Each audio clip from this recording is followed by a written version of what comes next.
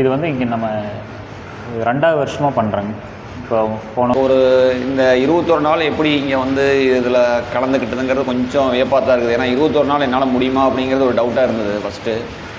இப்போ நம்ம 3 மணி நேரம் நம்ம ஒதுக்குறதே நமக்கு ஒரு கொஞ்சம் சேலஞ்சிங்கான விஷயமா இருக்குது.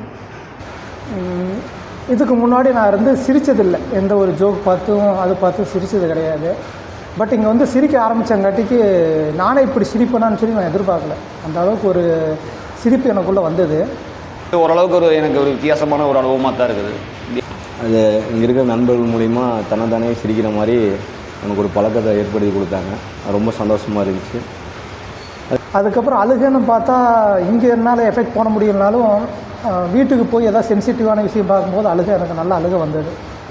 இப்போ நம்ம முன்னத்துக்கு இப்போ அதை கொஞ்சம் நம்மளோட வாழ்க்கையை நம்ம அனுபவிக்கிறதும் கொஞ்சம் நம்மளோட எனர்ஜியும் கொஞ்சம் நல்லாயிருக்கும்.